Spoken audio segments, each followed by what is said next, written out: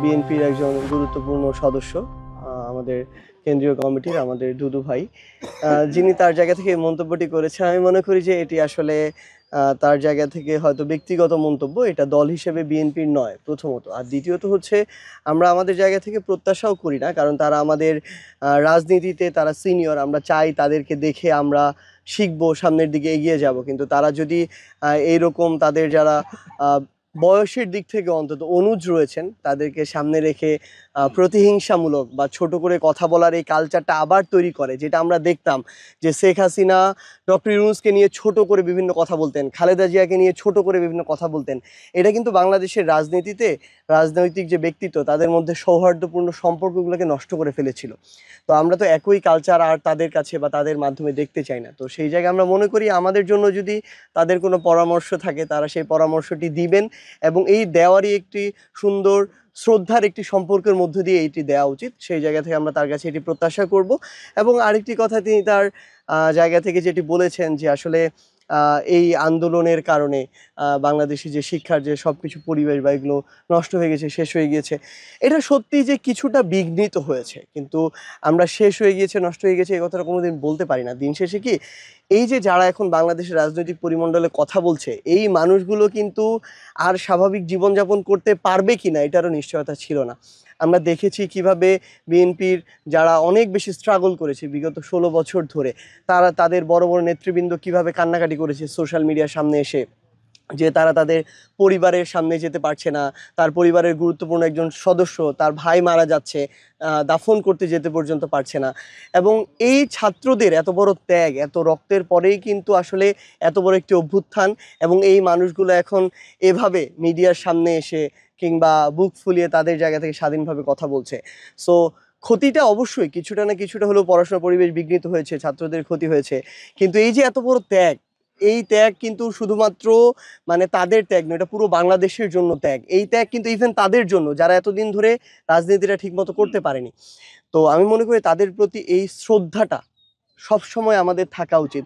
কোন রাজনৈতিক গেল আসলো এটা ফ্যাক্ট না। আগামীর বাংলাদেশে যদি আমরা গণতান্ত্রিক বাংলাদেশের দিকে এগিয়ে যাই সামনে, তাহলে যেই রাজনৈতিক দলই ক্ষমতায় আসুক না কেন, যেই ছাত্ররা এই অভ্যুত্থানের সামনে থেকে নেতৃত্ব দিয়েছে, তাদের প্রতি এতটুকু শ্রদ্ধা সকল রাজনৈতিক দলের ব্যক্তিবর্গের থাকা উচিত।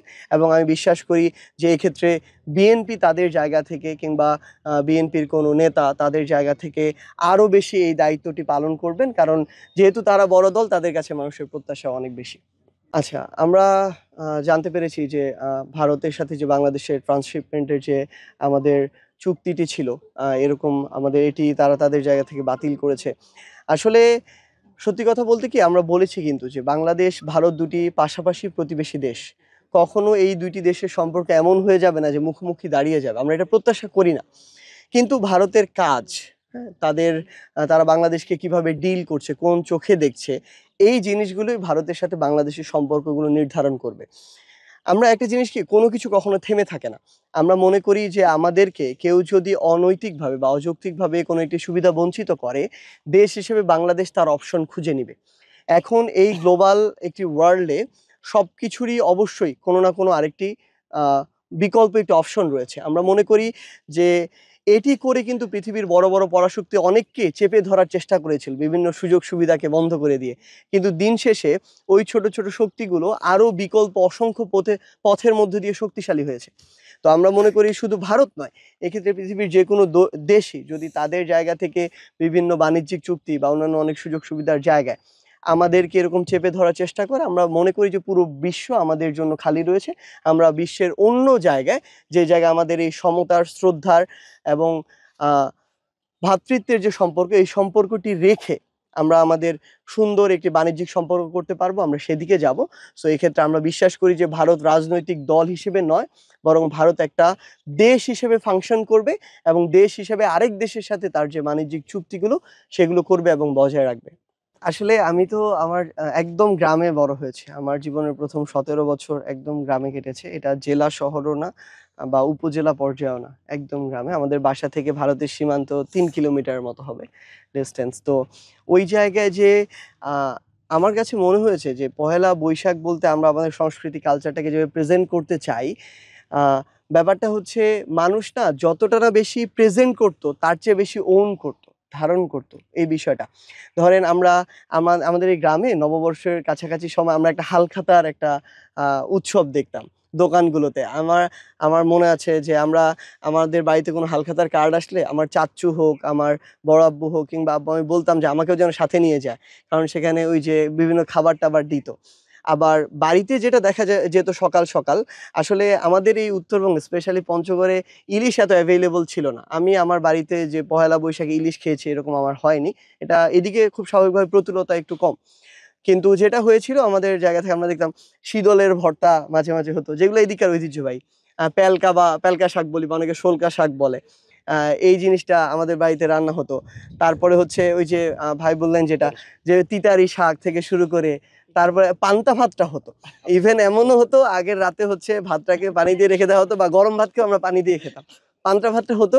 তারপরে ওই যে একদম গুড়া যেটা মাছ, আমরা মলা মাছ বা ডেরা মাছ যেটাকে বলি, ওইটার চচ্চড়ি করতো। মানে একদম গ্রামীণ যে খাবারগুলো, যেগুলো সচরাচর আমাদের এদিককার ঐতিহ্যবাহী, ওই জিনিসগুলো হচ্ছে আয়োজনটা থাকতো। কিন্তু আমরা মনে করি যে আসলে খুব স্বাভাবিকভাবেই দেশের জায়গা ভেদে কিংবা হচ্ছে অবস্থান ভেদে কিন্তু কালচারটা কিছুটা ডিফারেন্ট হতে পারে। সো প্রত্যেকটা কালচারই আমাদের সংরক্ষণ করা, আমার মনে হয় যে এটা আমাদের একটা ইতিহাস ঐতিহ্যের অংশ।